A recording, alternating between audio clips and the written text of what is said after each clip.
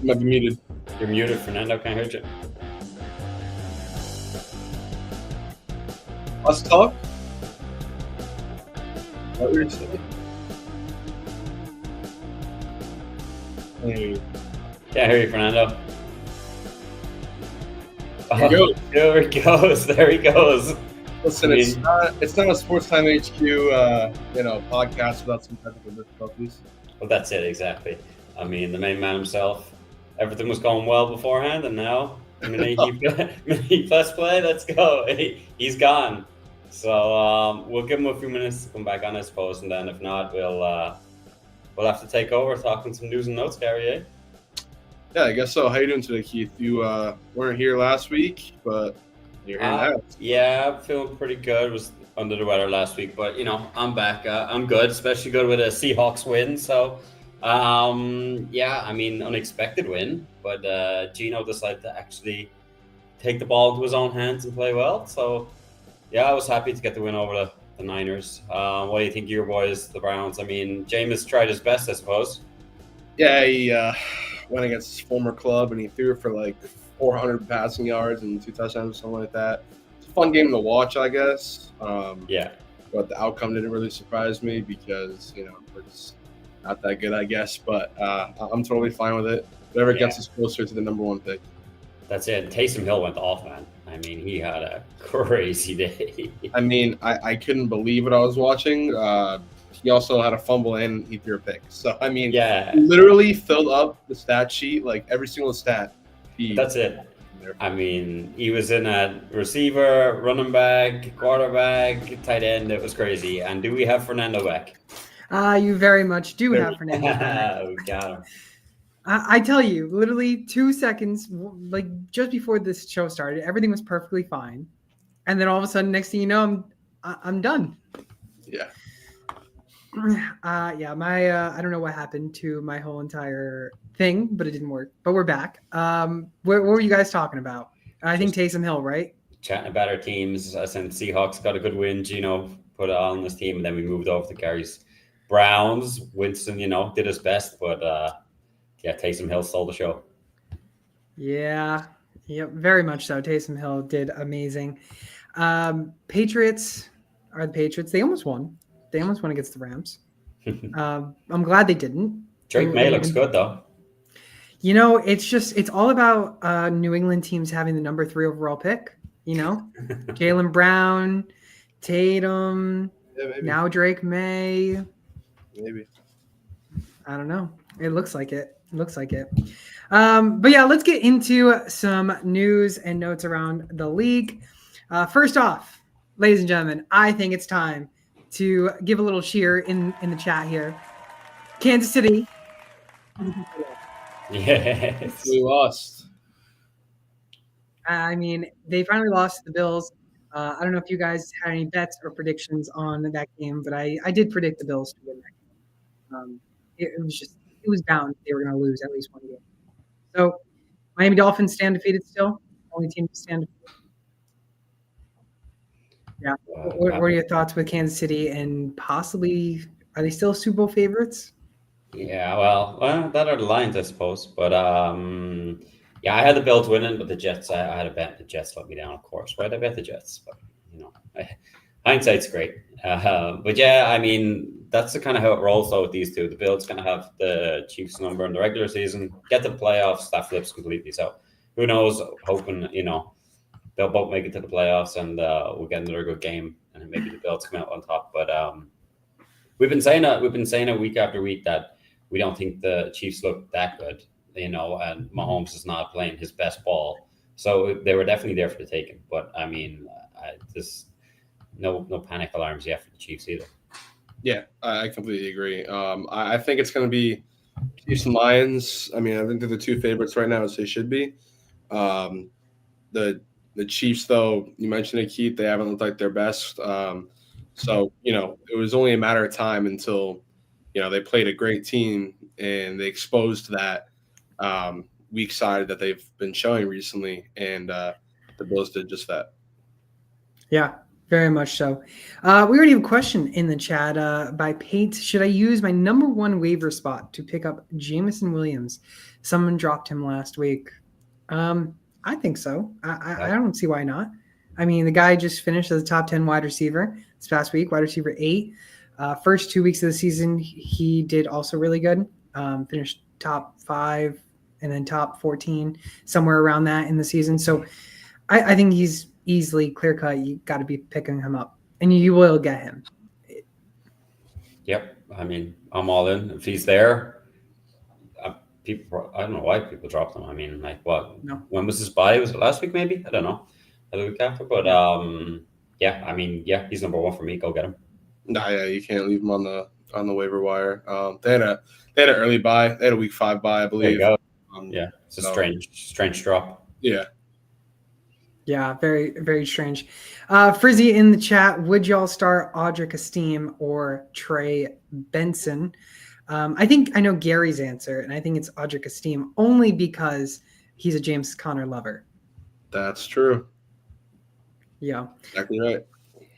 I mean, Esteem was my waiver wire out of the week last week. I still think he's still getting more touches as the weeks are progressing. So I think I'd start him over Benson. I think Benson's the better player, but I would start.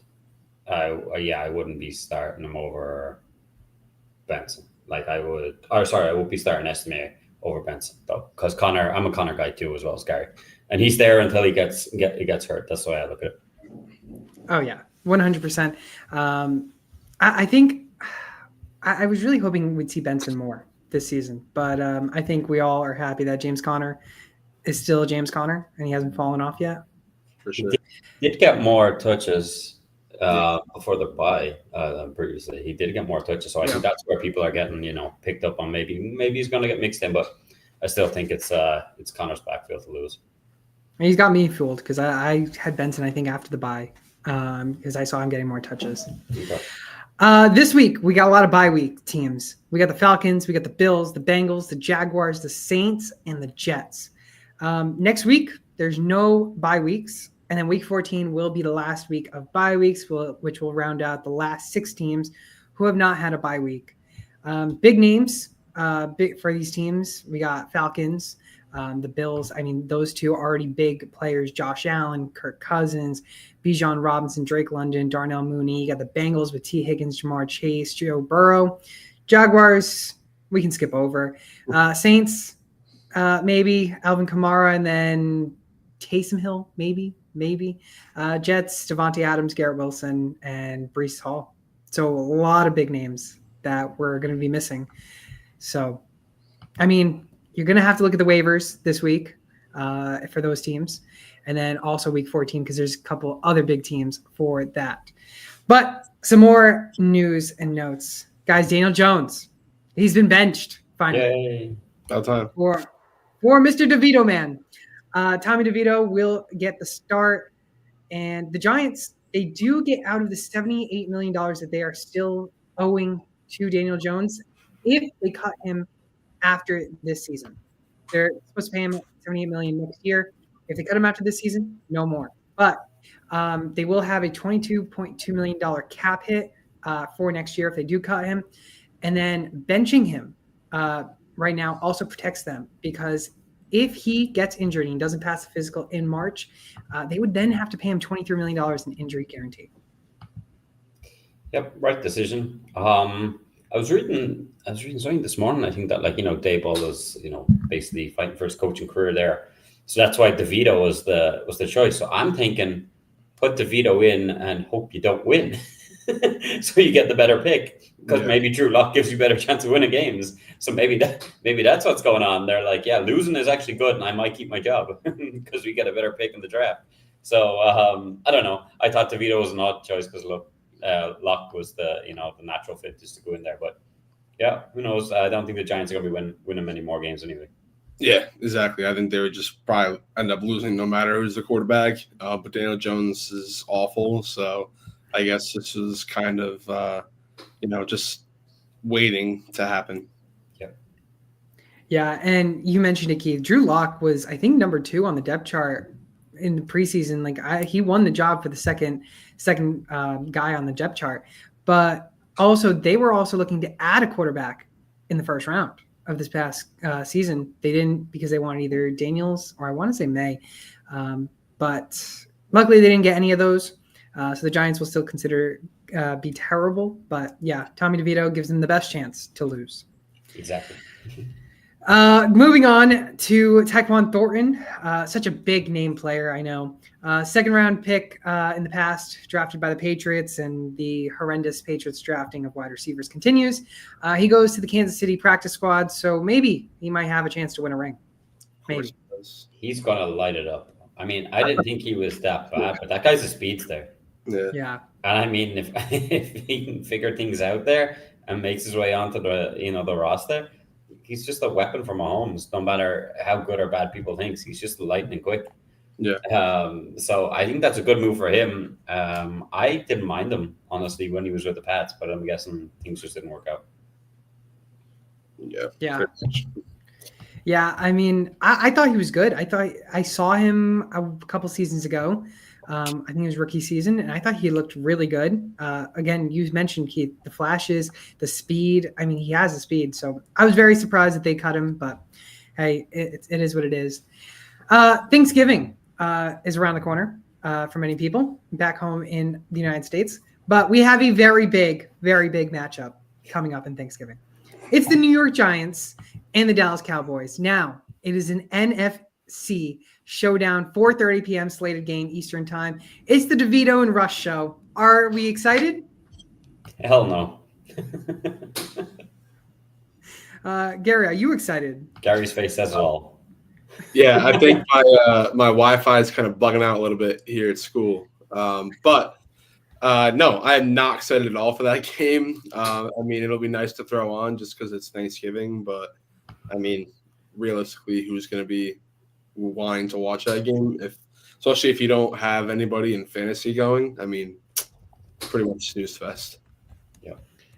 I think moral of the story is you make sure that you go to Thanksgiving wherever you're going. Have the Thanksgiving day or lunch. Have it like between 12 and 4. Have like a little nap from 4:30 on, and then be up for the Thursday primetime game. Exactly. Sounds like a plan. First game, I believe, is the Chicago Bears and Detroit Lions. Then we got, of course, the Giants and Dallas, and then Dolphins and Packers. So not too bad. The first and the last are not bad. It's the one in between. That's where you definitely want to go for your snooze. Right. I wonder if they would switch the Detroit Lions game to a 4:30 and have the Giants and Dallas 12. Or yeah, I don't know. I just feel like it's terrible being in the middle. Pro Bowl coaches. They have just been officially announced. Peyton and Eli Manning are going to be head coaches for the 2025 Pro Bowl. Who's going to win? Who we got winning? Eli. AFC versus NFC. Eli, really? Yeah. I just like when Eli has to slag Peyton, that's all. I'll take the AFC. Yeah, I'll take the AFC. But usually the NFC always wins. Steelers, they're currently 8-2, I believe, and are 1 win away from continuing Mike Tomlin's streak of having a winning season every single season in his 17-year career. He's never had a losing season. What's the odds he loses from here on out? Not a chance. Yeah. He'll lose some games, all right, but not have a losing season.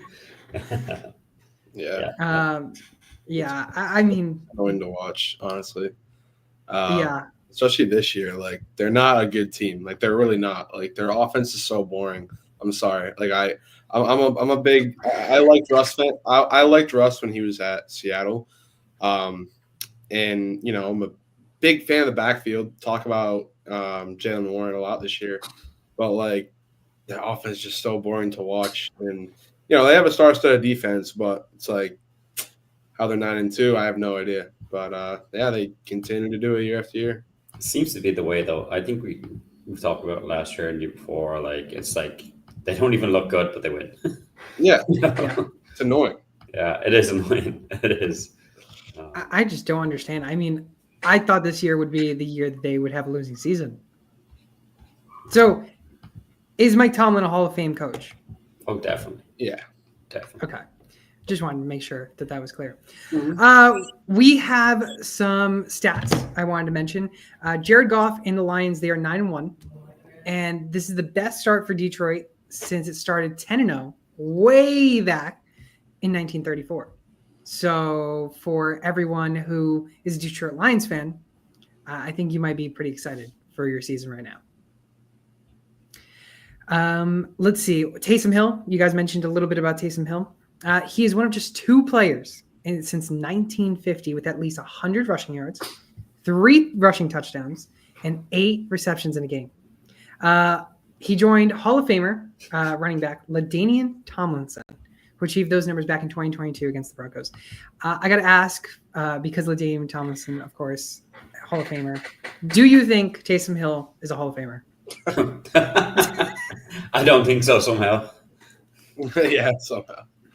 Yeah. I mean, it's crazy to think how good he is when he's so efficient because he's so versatility, whatever it is. Versatile. I knew I could get the word somehow, some way. But yeah, I mean, I don't think he's a Hall of Famer, but is the guy good? He's good when he's on the field and he can do just about anything. I hate him because he takes so much work from Kamara and big Kamara guy. So.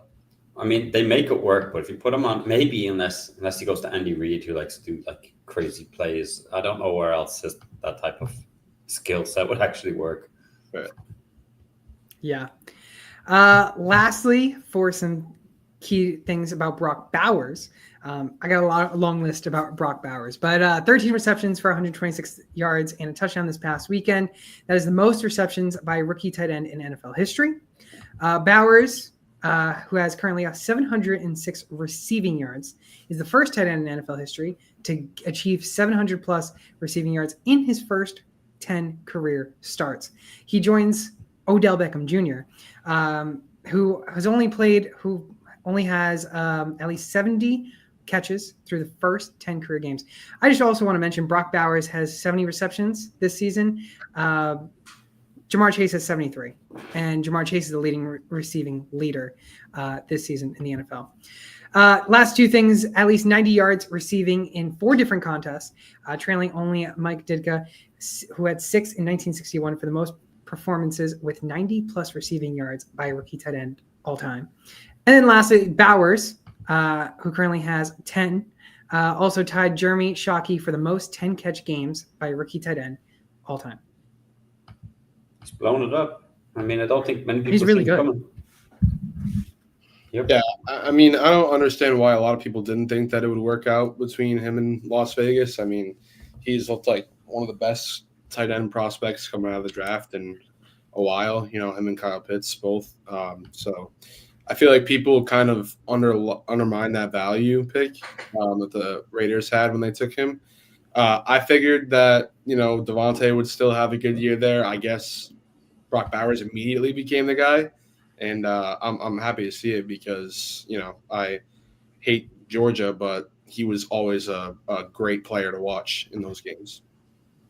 Yeah, I'm so hyped for Brock Bowers. I was all in on him this season, and I know, Keith, were you in on Kyle Pitts when he was being drafted, or were you out? I wasn't. I didn't like the situation. I mean, I was in on Kyle Pitts this season. It's going okay, but I wasn't. Bowers, I like the talent. Wasn't overly in love with the landing spot, but that's worked out. Yeah, I was all in. I wasn't all in on Pitts, but all in on Bowers. Let's go into some injury news. I'm just going to run down the list. You guys tell me any of them in particular that you think is the most important that you want to talk about. For the quarterbacks, Dak Prescott officially placed on IR. He is out for the season. Trevor Lawrence still continuing with that shoulder injury. He was out in week 11. He's on a bye week this week. Has a chance to possibly play in week 13. For the running backs, Jonathan Brooks, he was on IR all season, expected to return this week. Miles Sanders, he's got an ankle injury. He will not play in week 12, already ruled out. Alexander Madison, who's got an ankle injury, no update, but doesn't seem serious. For the wide receivers, Darnell Mooney, hamstring injury, expected to play in week 12. Adam Thielen, hamstring injury, expected to play in week 12. Darnell Mooney, who also has a hamstring injury, left the game in week 11, not considered serious. Keon Coleman, he was out this past week with a wrist injury. He's looking to return after the bye week this week. And then lastly, the tight ends, Dalton Kincaid, who was out also in week 11 for the Bills, who, mind you, the Bills won without Keon Coleman and Dalton Kincaid, looks to return after the bye week as well. And then Jake Ferguson to close out the injury report. Concussion, left week 11, monitor this week. Yeah, I mean, Dak, we already knew. It was just a matter of putting him on IR. Right? He's the biggest name, but it's not surprising. Trevor Lawrence, they all stink in Jacksonville, so whatever. The one I'm interested about is Brooks coming back. One, because I have Hubbard in a few leagues, and he's obviously going to, could end up splitting time depending, but I was a Brooks fan in college. And I'm really interested to see how he comes back off the injury. That's exactly what I was going to say. I think that it's going to affect a lot of people that have Chuba, especially a lot of, think about it, probably fringe teams that picked them up off waivers and, are fighting for a playoff spot. Are they still going to be, in a good spot to make playoffs, considering the fact that Jonathan Brooks could come back and probably affect that work? Yeah, we'll see. Yeah, Chuba was, for the most part, I think he was mainly a waiver wire pickup after week 1 or a very late round addition to your teams. I think with the Jonathan Brooks situation, do they give him split time, like you guys were saying, or do they slowly incorporate him, which I don't know if that's a negative or a positive for fantasy managers, because with Chuba on your team, are you going to be nervous to start him now, or are you going to have to look for other options? And right now, the other options are very, very thin. Yeah. Yep. You guys got any more news and notes around the league or injuries? No, just there's the breaking news there with the Jets. Have you seen that? I mean, Joe Douglas has been fired as the GM. So other than that, I don't get anything else. But yeah, no, I don't think anybody's surprised. Yeah, Joe, I'm guessing that's what you guys talked about as well. The breaking news. Oh, yeah. No, I just flash up. I only see. Oh, yeah. Joe Douglas being gone is definitely maybe a positive sign for the Jets, but not a positive sign this season. Before we jump into the waiver wire ads of the week, right now, SJMP has a question. So his lineup right now: Brock Purdy, Rashad White, Kenneth Walker, McLaurin, Sutton, Marv, Kittle, and Jake Moody in the Broncos defense. His bench is CJ Stroud, Audric Esteem, Breece Hall, who's on a bye week, Alexander Madison, Johnson, Ertz, and Smith. Now, his question is, would you make any changes to the starting lineup for this upcoming week? I don't think so. Yeah, Brock Purdy looks better than CJ Stroud, unfortunately, this season. Yeah, I think you have to keep everyone. I think the only update is if Kittle is still injured and still ends up being out, then Zach Ertz. Oh, I would have went Johnny Smith. So, but, yeah, I'm not surprised, Keith. Yeah, but I mean, that's only a small change. The rest is, I think, you play as it is, and I mean, take a chance. McLaurin did nothing last week. Marvis hit and missed this season, and Sutton was actually pretty all right last week. A lot of boom, I suppose there. Potential anyway. Yeah, I would just keep it the same. And as Fernando, I mentioned, keep an eye on Kittle's injury, and you can make a choice between Ertz and Jonnu Smith. I don't hate either one. Jonnu Smith went off last week, so you have that upside at least. Who I guess we'll be talking about later on in the show by one of us. Who knows who? I wonder. But let's go into the quarterback waiver wire ads of the week. And I'm going to start with my guy. And this guy, I think, has just been consecutively being talked about every single week. He's 60% owned, 10 more percent, and we won't talk about him again. This guy is right now a top 10 quarterback, and he's been a top 10 quarterback for a while. It's Bo Nix. Bo Nix just scored 28.78 points this past week, lighting things up. He was a QB3 this week. He's had a top 12 quarterback finish in 5 of the last 7 weeks, sitting as a QB7 right now. He's taking on the Raiders this week. He finished QB8 last time he faced the Raiders. He had 23 points. And the Raiders have also given up the 8th most points to quarterbacks this season, the 4th most in the last 4 weeks. I think Bo Nix, you have to start, and I'm starting him over a lot of top players. Yep, agree. I think he's probably the number 1 QB if he's out there on the waiver wire right now. He's balling out. Like we've spoken about him a lot on this pod this year. I think he surprised probably most of us. But he's just finding ways to make plays, finding ways to get wins for this team. And if he's out there, I think you'll start him over a lot. Look at CJ Stroud. He is not putting up the numbers for your fantasy team. So sad. It really is. But like if he's out there and you have Stroud, I mean, go get Nix to start him. Yeah, we've talked about him so much. Starting to feel like sound like a broken record, but I mean, what can we do? I mean, he's still under 70% owned, and he's quarterback 7 right now, I think. So, I mean, you gotta go get him if he's there. He's just absolutely balling right now, and you have to be able to say to yourself, okay, I'm perfectly fine with starting him over guys like CJ Stroud or guys even like I would even say guys like Kyler Murray in a bad matchup because Kyler's quarterback 9 right now, I believe. So Nix is at the moment playing better. So it's crazy to think. I mean, it's crazy to think that Bo Nix is a top 10 quarterback. I mean, I don't think any of us really thought of him being a top 10. I think we maybe projected him to be like a mid-range QB2. Yeah. Keith, who is your guy? I went for Tua. I mean, he did okay. He threw for like just under 300 yards, 288 yards, 3 touchdowns. Wasn't against the greatest opposition, but still, and he's got another friendly matchup again against your Pats, Fernando. Nix to me was head and shoulders the best QB out there. That's under 70% owned. I think Tua has been pretty consistent since he came back. I don't think he'll be disappointed this week. He can easily put up 23, 25 points again. Yeah, Tua is always pretty consistent when he's healthy, I guess. I always try to mention the fact that Miami offense looks completely different when he's a quarterback. They're like the worst offense in the league when he's not there, and they're probably one of the better ones when he is there. Tua is always going to be a guy that you think, can I start him over so-and-so, and I think that's a good guy to have on your team because he gives you the opportunity to have a great week. So I think that, if Tua is still out there, then yeah, he's a solid bench guy for sure. Yeah, I mean, I don't hate it at all. I like Tua. I just think the matchup could be tough. Obviously, New England doesn't have the best defenses we're used to seeing in the past, but they only allow just about 15 points to quarterbacks this season on average. So I think that's the only concern. But I think, again, Tua could also light it up with Tyreek Hill and Jalen Waddle on both sides against New England. Yeah. Gary, let's round out. I think Keith might really love to hear about your guy. My guy is Geno Smith. He had a solid week, 16.7 points against San Fran. He's going up against a middle-of-the-pack Cardinals defense. So I would expect him to have a big game because this is a huge game for the Seahawks.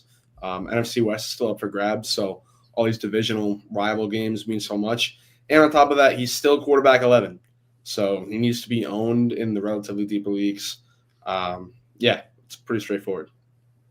Yeah, I mean, we've seen him in the top 10 for most of the season. Obviously, just going outside the top 10 to QB 11, still not a big concern. I'm still starting him. I mean, unfortunately, I hate to say it, but I'm starting him over CJ Stroud, who really hasn't been good, and you've drafted him higher than Geno Smith in a lot of leagues. So I like the call. I think Geno's been a great guy this season for fantasy, and I'm surprised that he's also been on the waivers. Yeah, Geno, I mean, I think for fantasy he's been better than actually in real life. I know he's been thrown for, all these stats and he's high up, but like if you actually watch the games, he's making some dumb decisions, trust me.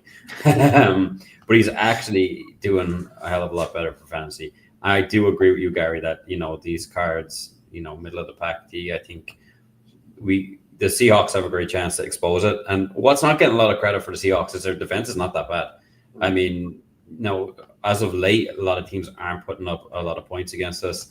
I mean, if we can keep Kyler, quiet in the pocket and stuff, and Marv quiet, I think Gino will take full advantage of that on the other side of the ball. So yeah, I like the shout. I was actually tossing between Gino and Tua, so he would have been my other guy. Yeah, I mean, Tua, Tagovailoa, Geno Smith, Keith and Gary's top picks, Bo Nix, my top pick for the QB waiver wire ads of the week. Let's go into our running backs. And Keith, we'll start with your guy. Talking about broken record here. A guy I don't think we've not stopped talking about is Jaylen Warren, and I think it needs to be brought up again. Another thing we always mention is the running back waiver wire. I mean, it's absolutely terrible. I don't know why he's still out there. I know he's about 56% owned, and I know he's middle in the pack with his points, about 10 fantasy points, but I think there's definitely worse players on people's teams that you can drop for this guy. And I think down the stretch, I think you're going to need him. Next one, we got like 4 games, maybe not 3-4 games in fantasy for most leagues before playoffs. I think he's going to be valuable. He only scored just over 10 fantasy points last week, but I think with the way the running back waiver wire is, he's a guy that has to be on at this stage. I mean, he's kind of the one little diamond in the rough, I think, that's out there, unless Brooks comes back and he's great. But I think Warren has to be on at this stage. Yeah, he's finally getting the production, or not necessarily the production, but the touches, I guess, that I expected him to get. He hasn't seen that this whole season, but he's also been hurt. So there's that. But he's back now. And, I think we mentioned it the past week or two that we're probably going to see an uptick in the amount of touches that he gets. That's exactly what happened, starting to produce more. He's in every single, pass down set. So the upside in getting those receptions and receiving yards is always there. Jaylen Warren was one of my top guys going into this year, so hopefully the production can continue to increase. Yeah, I mean, I don't hate the Jaylen Warren shout. Again, you mentioned the broken record. It's consistently talking about Jaylen Warren. And I mean, this might be a hot take, but I really don't think so at this stage of the season. I think Travis Etienne is a drop for me. I think you just got to drop him. Terrible. He's just a waste of space in your lineup, I'd say. Yeah, I mean, Brian Thomas Jr. is the only thing that's good about that team. Like, even Ingram's not doing it really. Yeah. The Jags are just a bad team. Awful. Yeah, it's horrendous. It's horrendous. Gary, I think you talked about this guy last week, and I think you want to talk about him again. Yes, I did. You've also talked about him in the past. Alexander Madison. I mentioned, he doesn't have the sexiest numbers. Sits around the 10-point mark pretty much every week. But the good part about it is the consistency, and he can get a touchdown once in a while. He's really just a plug-and-play guy to flex, maybe RB2 if you need to on bye weeks or, injuries. But, he's, like I said, he's a pretty average guy. If you're looking for a guy just to fill in to get hopefully 9 to 12 points, I think he's the exact blueprint of a guy that you would want to be able to do that. So Alexander Madison's my guy. Like I said, mentioned him in the past. Freddie, you did too. But I think that he's just under 70% owned. He's got to take up one of your spots on your bench. Yeah, I mean, he's a guy he's a starting running back right now for that team. And I'm still surprised that we haven't seen him really break out and have a breakout week. Hopefully it might come this week. I'm hoping. But I think Alexander Madison's a good ad as well. He's fine. He's Mr. Hot and Cold. I know we're not overly fond, Gary. I know he's more your guy, Fernando. But he's never more than a flex play for me. I mean, every time you think he's gonna or should break out, he middles to what he is, a 10-pointer. You know what I mean? And that's fine at this stage of the season, I suppose. But if you're looking for that guy week 2, week 3, week 4, it's just not him. So yeah, I don't mind it at all. I mean, I think he's solid the way the bye weeks are going, especially that week 14 bye. That's going to be a killer for a lot of fantasy teams. It's the last week before trying to get the playoffs. So these guys like Warren, Madison, they're worth having because that extra point or something come week 10 or week 14, could get you into the playoffs. Yeah, 100% right there. Especially with those bye weeks. I mean, especially if you're looking for that last win, that you have to have a win in order to get to the playoffs. and you maybe just not get there because of those bye weeks. That's the most brutal way to end your season. Yep. I'll go with my guy to round out the running backs. And this one is a guy I think we may have mentioned once this season, and that's Roschon Johnson. Didn't have the best numbers, 11.1 fantasy points. He's only 13% owned, but this past week he tied for his season high in carries, and he did have a season high in yardage, 33 yards. Doesn't sound like a lot, but he's got 5 touchdowns this season. I think he's the biggest handcuff of the year, especially if Swift gets hurt. I mean, this guy is going to have such a big uptick in the offense, especially because he's already involved in the red zone. So if you're looking for a running back this week, I think you should be able to be fine to flex him. Again, this is if you are in desperate need of running backs and you're looking at the waivers. I think this is a guy you can flex. He does have a tough matchup, but I think he's still going to look for and get opportunities. But I just want to give you a quick stat on Roschon Johnson. He is right now tied for the 15th player in touchdowns. The others that he's with right now with 5 touchdowns is DeAndre Swift, his teammate, Chase Brown, James Conner, Jonathan Taylor, and Kareem Hunt. Interesting. Isn't that a wild stat? That is wild. The only thing is, sorry to cut you off. You're good. The thing is, with me, like, besides those 5 touchdowns, what has he done? Pretty much nothing. So, I mean, he's pretty touchdown dependent, but I guess that makes sense when he's not the RB1 on that team. So, don't hate the shot at all. I think I might have brought him up one week in the past. He's definitely a solid handcuff if Swift were to get hurt. However, he's not a guy that I would probably even plug and play at my flex spot unless Swift were to get hurt. So, yeah, he's a guy I liked last season. I like his talent, but I thought he'd get a good crack at the starting role this season, but obviously not with Swift there. I think it's more dependent on Swift going down. I mean, this Bears, I know they changed the offensive coordinator, things get better and all that stuff. I just don't like what I see from the Bears. I think their offensive line stinks. Caleb's doing the best, I suppose, what he can, but it's not great either. So, like, where I can, like, if I'm not struggling in leagues, I would not play most of my Bears players. That's the way I'm kind of looking at it. The Bears suck. Bears are really bad. Yeah. I luckily got to see a good game in London, but the Bears suck. Yep. Roschon Johnson, Jalen Warren, Alexander Madison, our top running back ads of the week. Let's go into our wide receivers, and I think we should start on someone who's very passionate about this wide receiver and really, really wants to talk about them. So I'll let that person go ahead. Yeah, I mean, three of these guys are guys that I believe I've talked about either last week or recently. My wide receiver is Jerry Jeudy. I know for a fact I talked about him last week. For good reason, though. He's got 30 combined targets in the last 3 games. That's wide receiver 1 amount of targets. Had a long touchdown last week, but wasn't all going for 152 receiving yards on 6 catches. Teams are just now starting to find out about Cedric Tillman, so I think that is going to provide Jerry Jeudy with so much upside opportunity. Had 26.2 points last week. Going up against the tough Pittsburgh defense next week, but I think that's going to benefit him more than Cedric Tillman. So if you're a guy that desperately needs to find someone at the flex, he's possibly going to be out there. I think you need to put him in there because, we have talked about the past couple of weeks, me and Fernando, about who's going to be the guy that's going to, emerge as that wide receiver too. I think it's clearly Jerry Jeudy. I think he's going to get so much more looks than Elijah Moore. Yeah, I was just going to ask you what the follow-up is. Do you think Elijah Moore will have any implications on Jerry Jeudy's production? Do you think Elijah Moore will have better or worse production than Jerry Jeudy? I think it's for the most part going to be worse. I think that, Elijah Moore will always have a solid 3 catches for 30 yards game. And, a good one every now and then. But for the most part, I think it's going to be Cedric Tillman, wide receiver 1, Jerry Jeudy, wide receiver 2, and Elijah Moore, wide receiver 3. Fair enough. I don't mind it. I was all in on Tillman. I started Tillman everywhere. It backfired. Yeah.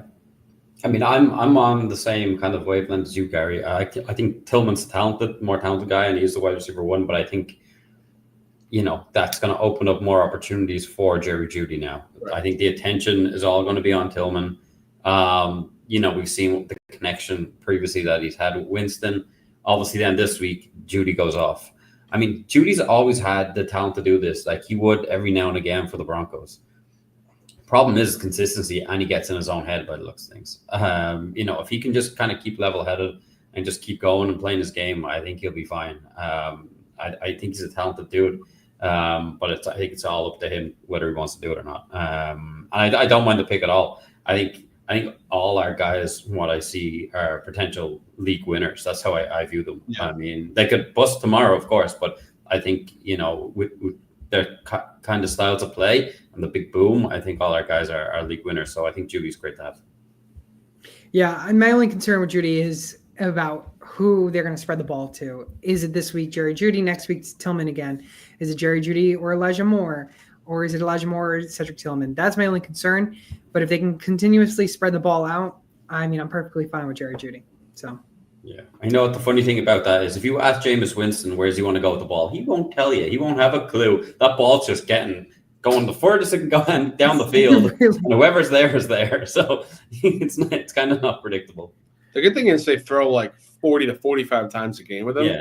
Yeah. So it's like, you may think that they can only go to one or two guys, but I mean, I watched the games, but at the same time, this is not last year's Cleveland Browns, so I'm not overly excited about the team. I go back and look at the box score, and I'm surprised to see like three separate guys have like 10 plus targets. You got like Njoku and Tillman will have 10 or 11, and Jeudy will have 10 or 11. It's like, okay, well, that is it doesn't always do the production, but the opportunity is there for multiple guys to go off each week. That's another reason why I'm, not totally questioning starting Jeudy in the same week that I think Tillman or Njoku can have big weeks. Yeah. Yeah, 100%. I will go with my guy, and my guy is Quentin Johnston, 12.8 points. He had a career high in targets, 8 targets. Still can't do anything with the targets that he's getting with that career high in targets because he only had 2 receptions. But he scored 10-plus points in 3 straight weeks, with one of those 3 weeks being a top 10 finish. He's also scored and found the end zone in all 3 of those weeks as well. These next 2 matchups, Baltimore and Atlanta, are very, very good matchups. And the reason why is Baltimore gives up the most points to wide receivers this season, and Atlanta gives up the 5th most points to wide receivers as well this season. So 2 terrible defenses to wide receivers, and we can see Quinn Johnston continue to produce and hopefully find himself having a career day. Here's the only one concern. Can he catch the goddamn ball? I mean, that's what we were saying before. He's not a guy I overly like, but like his numbers this year have been pretty good. But yeah, them Butterfingers definitely come back to bite him. But yeah, definitely guy boom or bust. He's been more boom, I think, this year. So he's definitely a guy that's going to help your team. Wouldn't want to rely on him as like a wide receiver 2. Definitely prefer as a flex play. Yeah, the way the Chargers are playing, the way Herbert's playing, everything's balling out. It's a bit like what you were saying about Winston, throwing it around the place. I think that's what's kind of happened. Like Lad McConkey's getting fed as well. You've got Will Disley who's doing well, and then Quentin Johnston too. So I mean, he's going to get the targets. Yeah, I agree. It's really the biggest thing is can he catch the ball. This year he's been a lot better. But yeah, Herbert finally looks like he's comfortable in that Chargers offense. So I think that's only going to do good things for Quentin Johnston, and he's finally starting to blossom into what could be the wide receiver 1 the Chargers thought he would be when they took him in the first round. As long as he catches the ball, he will have no problems here. For sure. Keith, rounding out the wide receiver room, who are you going down the street, going to the waiver wire store, and picking up? I'm taking a chance on Marquez Valdez-Scantling, MVS. I mean, the targets and stuff like that don't like jump off the page at you, but he's pure boom. I mean, 4 targets, 2 receptions at 87 yards and a touchdown. He isn't his bye week, so he's a stash if he's out there. But I think like he screams to me league winner at this stage. Like, he's a late guy, joined the team late on. They're not They don't exactly have the best wide receiver group. Olave's out. I just think he can be a league winner down the stretch. If you're in need of obviously of a wide receiver this week, he's not a guy to go and get. But if you're doing well, you're playoff bound, he's a stash, I think, on your bench, and he could help you win a league. I don't know how the Saints continue to do it. It's like they started the season with Shaheed being the home run play demon, and then all of a sudden he goes down for the year, and they bring Bob Means in, who's a rookie, and he has his first time starting, he has a great game, catches a touchdown, and he gets hurt. Now all of a sudden MVS, who looked awful last year when he was with the Chiefs, couldn't catch a ball to save his life. Now he comes in against the Browns and had a 75-yard touchdown. And I believe he had a long one the week before that too. So, the Saints somehow just managed to find these random guys who will have 2 or 3 catches, but will have 100 yards and a touchdown. So, he definitely could be a league winner if, you end up randomly playing him one week in the playoffs and he gets a 17 to 18 point week. I tell you, Keith, you had to pick a guy that has such a long name for a graphic. Just make an MVS. People will know what you're talking about. It was brutal trying to fit his whole entire name in that graphic. But no, MVS, again, boom bust guy. It really just depends if he can stay healthy, because the Saints team can't stay healthy. And if he can stay healthy, maybe he can go down the stretch and continue to score points and be a boom guy for the rest of the season for your team. Yep, definitely. So I don't mind it. Quentin Johnson, Marquez Valdez Scantling, and Jerry Jeudy, our top waiver wire wide receiver ads of the week. Let's finish off with the tight ends. And I will start with my guy, who I have talked about numerous times. He's still under 70% owned. My screen went black, but it's still working. But Hunter Henry, I'll just go with the flow. He's tight end 9 this season, 6+ targets in 4 of the last 5 weeks, tight end 8 this past week. Going against Miami this week, Indianapolis next week, which are both very good matchups for tight ends. Miami has given up the 5th most points to tight ends in the last 4 weeks. So I think Hunter Henry, again, Drake May loves to target him in the end zone as well. So Hunter Henry can, again, get another double-digit points this upcoming week. He's only 50% owned, too. Mr. Consistent, that's all I can really say. You don't have a bad word to say about Hunter Henry. I think we brought up before, wherever he goes, whatever quarterback he plays with, he always seems to put up the decent production numbers for fantasy. And then if he ends up in the end zone, it's happy days. So can't really say a bad word about him, to be fair. The thing with me and Hunter Henry is it's not like Bo Nix to where I talk about him so much to where it's getting annoying. It's the fact that the reasoning for why we're talking about Hunter Henry to me is so annoying. It's not, you can't think of a better situation, right? Rookie quarterback comes in, he needs a guy that's going to be reliable. Where does he look? The big tight end. That's always how it is. And it even adds more to the fact that the Patriots wide receiver core is awful. So who's going to be the big guy, the big reliable guy in the middle of the field, whether it's, to get him down the field or in the red zone? It's a tight end. So Hunter Henry is such a good, reliable option. Keith, as you had mentioned, he's Mr. Reliable. So he's cracked the top 10 tight ends. He's got to be in your lineups. I don't know how he's only 50% owned.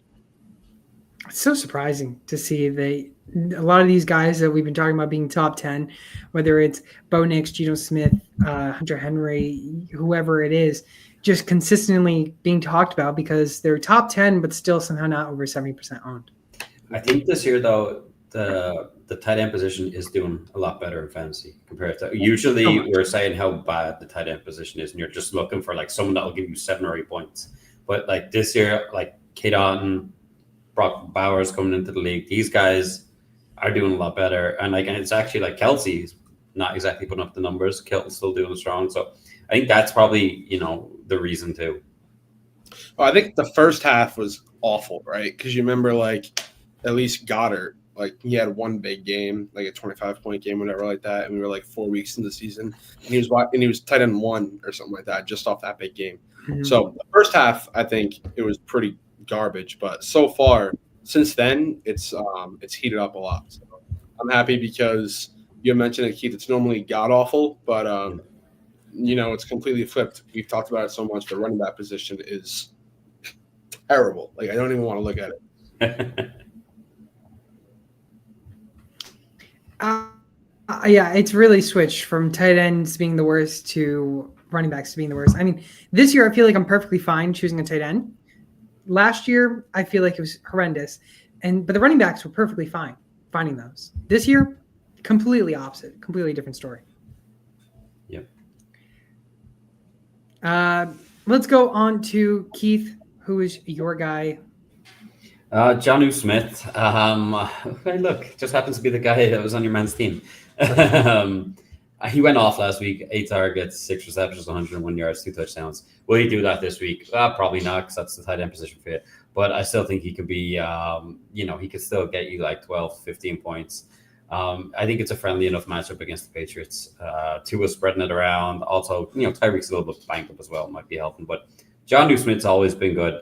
Always a very reliable tight end. Just kind of his landing spots haven't been the best. But I think he's a guy you can put in this week when you have players in your bye, and he's good to get off the waiver and plug and play, and I think he'll do reasonably well. Yeah, he's had a big, huge game last week, and there's definitely shown some flashes over the years. He did the same thing with the Falcons last year. He had like 2 random games where he popped off, so he definitely has that upside. You're exactly right in saying don't think it's going to come every week, or don't expect something like that every week or remotely close to it, but definitely a solid option if you have a guy on a bye or someone who's hurt.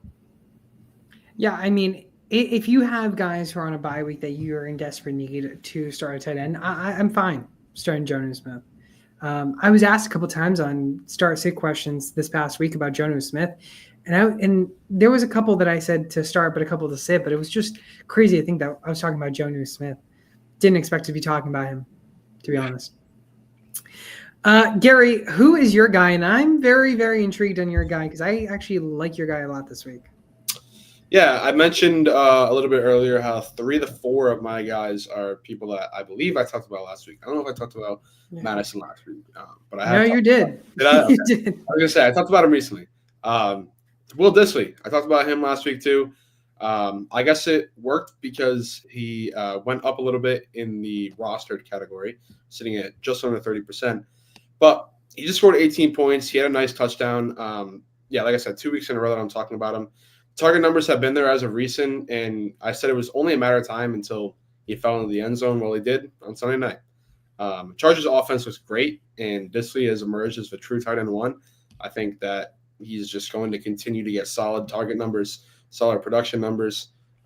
He just had 18 points, and I think that he could very well do it again in the next couple of weeks. Yeah, I actually really like Dissly a lot. I was debating between him and Henry to talk about this week. Didn't want to steal your guy, Gary. I know you wanted to go for three of the same guys to talk about again this week. But I like Dissly. I mean, the throw from Herbert to Dissly into the end zone, it was perfect throw by Herbert. Herbert likes to throw to Dissly, and Dissly could emerge as one of the top targets in the Chargers if Quentin Johnson continues to have butterfingers. Yeah. I don't know why the Seahawks covered Dissly. I don't think he's like the most talented player, but I do think he's very solid. And he used to always end up in the end zone. He was always a touchdown magnet for Seahawks. So I never understood it. He's showing it now with Herbert, obviously with a great quarterback, and this team just slinging it now. So yep, I would not be against anybody picking Will Dissly up. Yeah, Will Dissly, great guy. Hunter Henry, Jonnu Smith, and Will Dissly, our top tight end waiver wire ads of the week. And of course, Gary's favorite segment. It is time for Thursday Night Football predictions. Steelers at the Browns. Not only is this Gary's favorite drop, but it's also his favorite team. Right now, the over under 36.5. 36.5. Horrendous. It's pretty bad, but I think it's only going to hit by a point. So. We'll have to see. Before I ask you guys about your predictions, Keith, gains another win this past week. Right now, he's got a 2-game lead in the overall standings. He's sitting at 11-11, and I and Gary are facing 9-13 overall record. Not a good record at all for all of us, I think, overall. I'm still winning, so I don't care either way. Yeah. No, I mean, I feel like I can't be upset at my record because of how bad I started. So, finally back in the race, and that's all I can ask for. Yeah.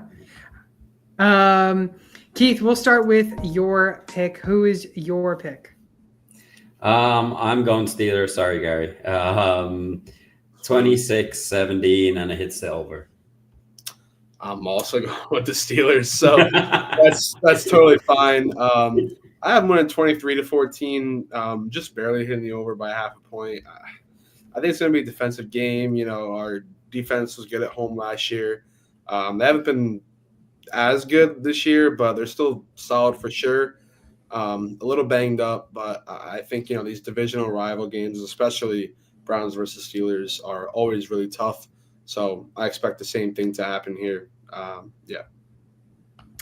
Originally, the over-under was 39.5. It's dropped 3 points. And I just want to say before the show, Gary, you had the under at first.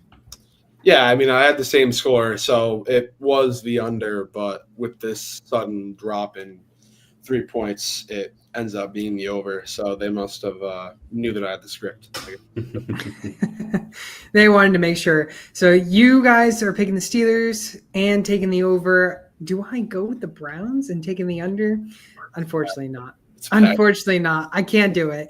24-16 is my final score. The Steelers win it, and they take the over as well, which means out of all three of us, we currently have Mike Tomlin continuing his 17-year streak of having a winning season. Sorry, Gary, about your Browns. I want to keep losing. Finish it there. Keep losing for that number 1 overall pick? Yes, sir. Oh, my. Well, that's going to do it in this week's show. I don't know. Do you guys have anything else to talk about? No, I think you said it all in the show. I think this was a pretty quick show, to be honest with you. Pretty good, though. Yeah, very good as well. If you haven't done so already, go use that code SportsTimeHQ on Underdog Fantasy. They're going to match first deposit up to $100. And if you haven't done so already as well, go to TrophySmack.com/SportsTimeHQ and get yourself a ring, trophy, or a belt. Again, still looking for donations for that toilet bowl trophy for Mr. Gary. Keith wasn't here last week, but we did say give a donation to Keith for a toilet bowl trophy when he loses in our Thursday Night Football predictions at the end of the season. That didn't work out. Yeah, it didn't. It didn't. But you know what? The season continues. And guys, it's already week 12. Can you believe that? Crazy. Yeah. Needs to slow down. It really does. Pretty soon we're going to be in the off season again, just waiting for the NFL season to start. I was joined by my great co-host, Keith. Go follow him all over social media at SwampDonkey_90. Go follow Gary all over social media at GDPicks. I'm Fernando. I'm your host of Sports Time HQ, and we'll see you all next week because we are here every single week on Tuesdays at 12 p.m. Eastern Time. Follow us on Spotify and Apple Podcasts, where we'll have the show right after the live broadcast on YouTube.